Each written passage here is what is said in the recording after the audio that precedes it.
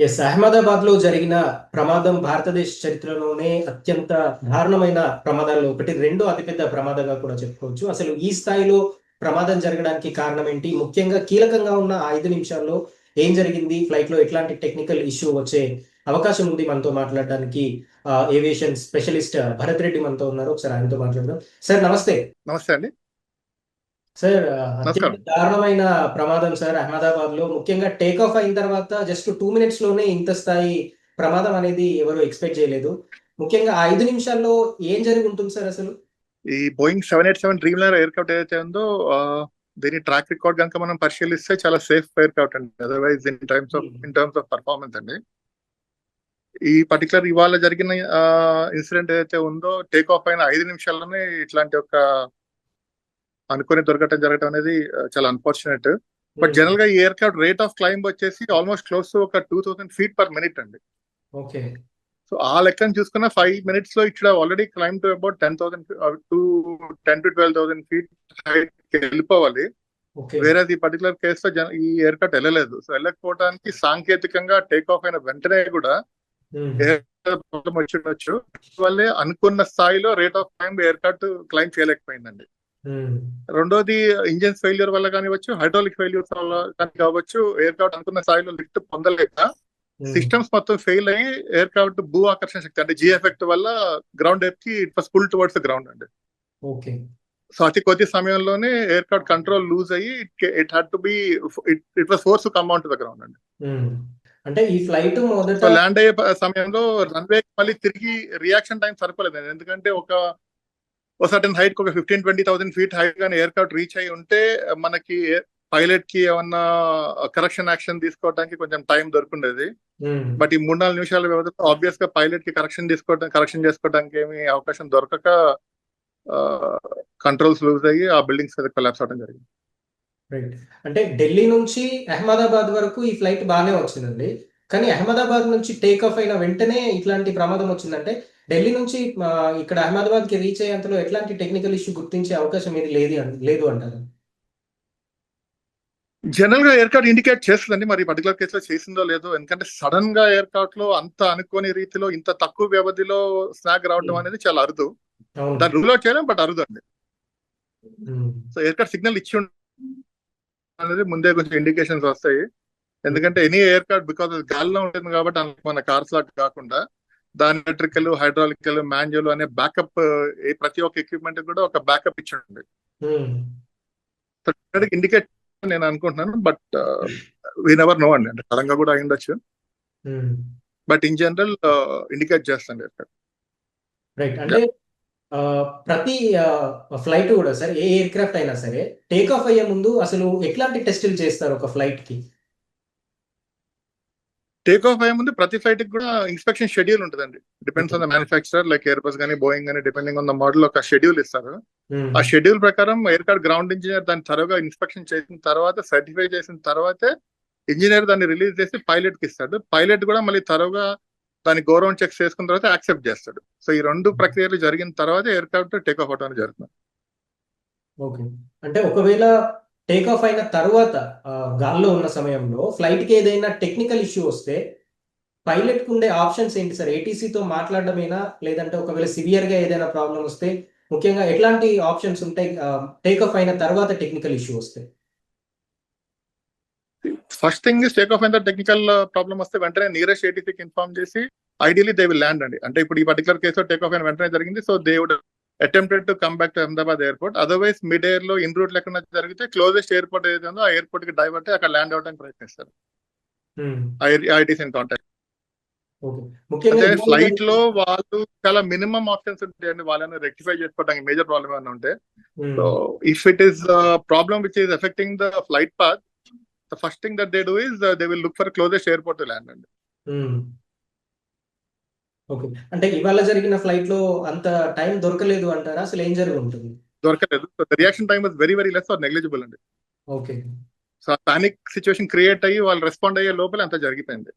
Right. అంటే ఇంకో వాదన గూడా వినిపిస్తుంది సార్. ఈ ఫ్లైట్ అప్పుడే టేక్ ఆఫ్ అయింది. సో, ఫ్లైట్ ఇంజిన్‌లో చాలా ఎక్కువగా ఫ్యూయల్ ఉంది. క్రాష్ అయిన వెంటనే ఈ ఫ్యూయల్ అంతా బర్న్ అయిపోయింది గాబట్టే ఈ స్థాయిలో ప్రమాదం జరిగింది అనేది ఒకటి వినిపిస్తున్న వాదన. కరెక్టే అంటారా నిజంగా ఇంత స్థాయి జరగడానికి ఐడియల్లీ కారణం 787 exact. Very, very true అండి. Ideally 787 Dreamliner has a tank capacity of more than 1 lakh liters అండి. సో అటు ఇటుగా ఈ ఫ్లైట్స్ లో కూడా ఒక 1 lakh లీటర్స్ అటు ఇటుగా ఫ్యూల్ ఉండి ఉంటుంది. So you can imagine fuel tanks అంత ఫ్యూల్ తో క్రాష్ అయినప్పుడు, ఎందుకంటే the plane was design to fly for at least 9 hours plus another 3 hours minimum additional. So at least ఒక 11-12 hours ఎండ్యూరెన్స్ కోసం ఫ్యూల్ నింపుకుని ఈ ఫ్లైట్ ఏదైతే ఉందో టేక్ ఆఫ్ అయి ఉంటుంది. సో అంత ఫ్యూల్ దగ్గరగా 1 లక్ష లీటర్ల దగ్గరగా ఉన్న ఫ్యూల్ కెపాసిటీ ఉన్న ఫ్లైట్ ఎప్పుడైతే క్రాష్ అయిందో అంత ఫ్యూల్ కూడా బర్న్, ఫైర్ యాక్సిడెంట్ కాగానే ఇమీడియట్ గా మంటలు చెలరేగే అవకాశం ఉండటం వల్ల ఇవాళ అంత ప్రాణ నష్టం జరిగింది. అంటే రీసెంట్ డేస్ లో ఫ్లైట్ క్రాషెస్ అనేవి చాలా ప్రాంతాల్లో కామన్ అయ్యాయి సార్. ముఖ్యంగా ఇట్లా ఒక విమానం ప్రమాదానికి గురైనప్పుడు దాని లోపల ఉండే ప్రయాణికులు ఎట్లాంటి జాగ్రత్తలు తీసుకుంటే వాళ్ళ ప్రాణాలని కాపాడుకునే అవకాశం ఉంటుంది? మీరు అంటే ఒక సగటు ప్రయాణికుడుగా మనం అందరం కూడా గమనించి ఉంటాం. మనం ఫ్లైట్ టేక్ ఆఫ్ అయ్యే ముందు క్యాబిన్ క్రూ ఎవరైతే ఉన్నారో మనకి flight safety guide lines, precautions మీద మనకు బ్రీఫ్ చేస్తుంటారు. ఎమర్జెన్సీ ఎగ్జిట్ డోర్స్ నుంచి ఎట్లా ఎవాక్యుయేట్ అవ్వాలి ఇన్ కేస్ ఆఫ్ కంటిన్యూటీ ఏంటి అనేది. సో దట్స్ ఓన్లీ ఆప్షన్ అండి. అంటే మనం we have to get back on to the ground. ఎమర్జెన్సీలో ప్యాసింజర్ బయటికి ఎవాక్యుయేట్ అవ్వాలంటే ఎయిర్క్రాఫ్ట్ గ్రౌండ్ మీద ఉండాలి. సేఫ్ గా గ్రౌండ్ మీద ల్యాండ్ అయ్యి స్టేబుల్ గా ఉంటే పర్వాలేదు. ఇట్లా మంటలు చెలరేగిన సమయంలో చాలా అరుదైన కేసెస్ లోనే ప్యాసింజర్స్ కి రెస్క్యూ చేయడానికి కానీ లేకపోతే ప్యాసింజర్ కూడా ఇవాక్యుయేట్ అయ్యి బయటికి రావడానికి అవకాశం ఉంది. సో మిడ్ ఎయిర్ లో ఇంత పర్ఫార్మెన్స్ స్టాల్ అయ్యి, ఎయిర్క్రాఫ్ట్ స్టాల్ అయ్యి, లిఫ్ట్ లూజ్ అయ్యి, అంటే రేట్ ఆఫ్ టైమ్ లో సందర్భంలో ఉన్న ఫ్లైట్ ఎప్పుడైతే స్టాల్ అయ్యి అది గ్రావిటీ ఎఫెక్ట్ కి ఎప్పుడైతే కిందకి భూఆకర్షణ శక్తి వల్ల కిందకి రావడం జరిగిందో వీళ్ళు రియాక్ట్ అయ్యేంత సమయంలోనే అంత జరిగిపోయిందండి ఈ పర్టికులర్ సందర్భంగా. ఓకే, ఈ ఫ్లైట్ క్రాష్ అయిపోయిన తర్వాత ఢిల్లీ నుంచి అహ్మదాబాద్ కి ఇదే ఫ్లైట్ లో ట్రావెల్ చేసిన ఆకాష్ అని ఒక ప్యాసింజర్ ఒక వీడియో పోస్ట్ చేశారు సార్. ఫ్లైట్ లో ఆల్రెడీ టెక్నికల్ ఇష్యూ ఉంది, అది నేను ఢిల్లీలో ఉన్నప్పుడే దాన్ని ఫైండ్ అవుట్ చేశాను, బట్ క్యాబిన్ క్రూ వాళ్ళకి చెప్పడానికి ట్రై చేస్తే వాళ్ళు పట్టించుకోలేదు అని అన్నారు. ఇది నిజంగా ఎయిర్ ఇండియా వైఫల్యం అనుకోవచ్చా? నిజంగా అట్లాంటి టెక్నికల్ ఇష్యూ ఉంటే ఢిల్లీలో వాళ్ళు గుర్తించలేకపోయారు అనుకోవచ్చా? లేదండి, అట్లా ఓవర్లుక్ చేయటం అనే సందర్భాలు చాలా అరుదండి. అంటే డెఫినెట్ గా ఒకవేళ ప్యాసింజర్ దృష్టికి వచ్చే ముందే ఇంజనీర్ గానీ, పైలట్ గానీ, క్యాబిన్ క్రూ గానీ వాళ్ళ దృష్టికి వచ్చి ఉంటది. లేదు ఈ పర్టికులర్ ప్యాసింజర్ ఎవరైతే ట్వీట్ చేశారో ఆ పర్టికులర్ ప్యాసింజర్ అలారం చేసిన తర్వాత డెఫినెట్ గా వాళ్ళు కన్సిడర్ చేస్తారు. ఎందుకంటే it is involving flight safety, life of so many people. So అట్లా ఓవర్ చేసే ట్రైనింగ్ లో కూడా క్యాబిన్ క్రూ కానీ, పైలట్స్ కానీ, ఇంజనీర్స్ కానీ ట్రైనింగ్ లో కూడా ఫస్ట్ థింగ్ సేఫ్టీ అండి. సో వాళ్ళు సేఫ్టీని ఓవర్లుక్ చేసే సందర్భాలు చాలా అరుదండి. మరి పర్టికులర్ కేసులో ప్యాసింజర్ ట్వీట్ చేశారు, దాని ఫ్యాక్ట్స్ ఏంటో మరి ఇన్వెస్టిగేషన్ లో తెలుసు. రైట్, అంటే అది కూలిపోయిన ఎత్తు కూడా చాలా తక్కువే సార్. ఆల్మోస్ట్ ఒక 800 feet నుంచే పడిపోయింది టేక్ ఆఫ్ అయిన తర్వాత కాసేపటికి. ఒకవేళ ఆ ఫ్యూయల్ ఫ్లైట్ లోపల ఇంత భారీ స్థాయిలో ఫ్యూయల్ లేకపోతే ఈ స్థాయి ప్రమాదం జరిగి ఉండేదా? ఈ స్థాయి ప్రమాదం జరిగి ఉండేది కాదండి. ఫ్లైట్ కూలిపోయిన వెంటనే మన సహాయక చర్యలు అయితే చేసి చాలా మట్టుకు లైఫ్ సేవ్ చేయడానికి ఆస్కారం ఉండేది.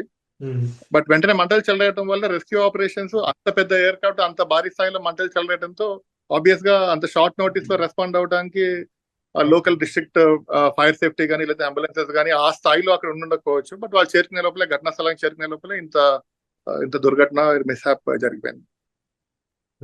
మెయిన్ రీజన్ ఫ్యూల్ అండి. అంటే ఇంత ఫ్యూల్ ఉండటం వల్లే జనరల్ గా ఏం చేస్తారంటే ఒకవేళ ఫ్లైట్ ఆల్రెడీ మంచి హైట్ లో ఉండి వేరే ఏదైనా రీజన్స్ వల్ల ఫ్లైట్ లో ఇష్యూ వచ్చి ఉంటే ఫస్ట్ థింగ్ పైలట్ ఏం చేస్తారంటే ఫ్యూల్ మొత్తం బర్న్ చేస్తారండి. ఓకే, ఎమర్జెన్సీ ల్యాండింగ్ వచ్చే so that they can avoid casualties because of fire accident. But ఈ పర్టికులర్ కేసులో వీళ్ళు రెస్పాండ్ అయ్యే లోపలనే క్రాష్ అయిపోయింది కాబట్టి ఆస్కారం లేకుండా పోయింది. ఓకే, అంటే ముఖ్యంగా ఇప్పుడు 5 నిమిషాల టైంలో ఏం జరిగింది అనేది తెలుసుకోవాలి అంటే ఉన్న ఆప్షన్ ఏంటి సార్? యాజ్ మీరు ఎక్స్పర్ట్ కాబట్టి మిమ్మల్ని అడుగుతారు. Unless we get the black box or cockpit voice recorder or FDR దొరికేదాకా we not comment. పైలట్స్ ఇద్దరి మధ్యలో జరిగిన సంభాషణ ఏదైతే ఉందో అది తెలిసే only they both know and వాళ్ళిద్దరు లేరు అన్ఫార్చునేట్లీ. సో అది డీకోడ్ అయ్యేదాకా కూడా ఎగ్జాక్ట్ రీజన్ ఏంటి అనేది మనం కూడా చెప్పలేము. మంటల్లో ఇంత ఎయిర్క్రాఫ్ట్ అంతా కూడా బర్న్ అయిపోయింది కాబట్టి వేరే ఎవిడెన్సెస్ దొరికేదానికి కూడా ఆస్కారం తక్కువ. బట్ ఫర్ సివిఆర్ FDR తప్ప.